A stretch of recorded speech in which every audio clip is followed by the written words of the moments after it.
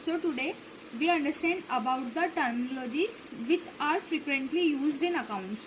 So by these words we easily understand the language of accounts. So these words are firstly to means को, by means may, from से, withdraw अगर किसी bank से अपन पैसा निकालते हैं या फिर एटीएम से अगर अपन रुपीज निकालते तो उसको क्या बोलेंगे निकाला. गुड्स माल, बॉट कुछ खरीदा है तो खरीदना, सोल्ड बेचा, रिटर्न कराया अगर किसी को तो वापस, पेड कराए तो दिया, रिसीव कराए तो मिला. That's it. अब रिटर्न टू मतलब क्या होता है. जैसे लेट्स अज्यूम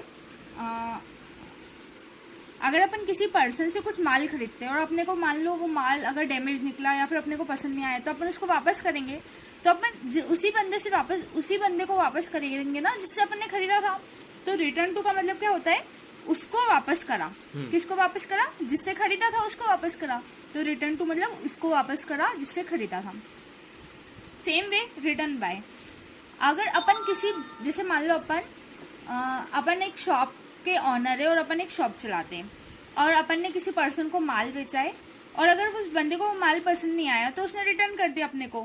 तो वो बंदे के पॉइंट ऑफ व्यू से अपन क्या सोचेंगे, उसने वापस करा. अपन ने उसको बेचा था तो वही अपने को वापस करेगा. तो उसने वापस करा जिसको बेचा था.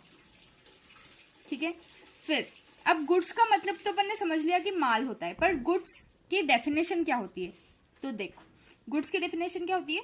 द थिंग एक वस्तु जो अपन ने विच इज परचेस्ड. अपन जैसे शॉपकीपर है तो वो भी तो गुड्स कहीं से खरीदता होगा. जैसे मैन्युफैक्चरर से खरीदता होगा, रिटेलर है तो वो मैन्युफैक्चरर से खरीदता होगा, अगर होलसेलर है तो वो मैन्युफैक्चरर से खरीदता होगा, मैन्युफैक्चरर है तो वो रॉ मटेरियल किसी किसान से या फिर प्रोडक्शन डिपार्टमेंट से खरीदता होगा.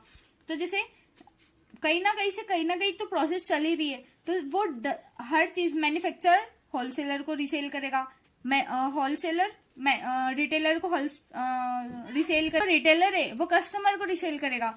तो वो बार बार गुड्स तो रिसेल हो ही रहा है ना. तो उसकी डेफिनेशन क्या है, the thing which is purchase for resale करते हैं उसको क्या बोलते हैं अपन, गुड्स. ठीक है. अब वापस से यही टर्मिनोलॉजीज जो अकाउंट्स में फ्रिक्वेंटली सबसे पहले गुड्स बॉट, ये अकाउंटिंग वर्ड्स है. These are accounting words. और ये क्या है, जो नॉर्मल लैंग्वेज है, नॉर्मल वे में अपन जो यूज करते हैं वो है. ठीक है. तो ये अकाउंटिंग वर्ड्स है और ये नॉर्मल लैंग्वेज है. तो गुड्स बॉट अपन नॉर्मल बोलते हैं कि अपन ने माल खरीदा तो उसको क्या बोलेंगे अकाउंटिंग में परचेसेस. गुड्स सोल्ड को क्या बोलेंगे सेल्स. गुड्स रिटर्न बाय को क्या बोलेंगे सेल्स रिटर्न. अगर जिससे अपन ने माल खरीदा है माल वापस कर दिया तो अपन बेचा हुआ माल वापस आ गया तो क्या बोलेंगे सेल्स रिटर्न. अगर किसी से खरीदा है और अपने को पसंद नहीं आया तो अपन ने उसको वापस कर दिया तो परचेस रिटर्न. और अनसोल्ड गुड्स जैसे अपन मान लो अपना ईयर जो है फाइनेंशियल ईयर, वो है फाइनेंशियल ईयर. अपना ईयर कहाँ से स्टार्ट होता है, 1 अप्रैल से 31 मार्च. अब मान लो अपन ने मार्च में कुछ स्टॉक कर लिया. जैसे मान लो अपन ने 1 मार्च को बहुत सारा 1 लाख रुपए का स्टॉक कर लिया, 1 लाख रुपए का माल भर लिया, पर वो पूरे मार्च में तो बिका नहीं. तो अब फिर 1 अप्रैल से फिर नया ईयर स्टार्ट होगा. तो जो मार्च के लिए मान लो 20,000 का माल बच गया, अपना 20,000 का माल मार्च में नहीं बिका, तो वो मार्च के महीने के लिए, या फिर मान लो ईयर था 2000 तो 2000 ईयर के लिए ये माल क्या है अनसोल्ड गुड्स. अनसोल्ड बिका नहीं है उस ईयर में तो इसको क्या बोलेंगे अपन स्टॉक. दैट्स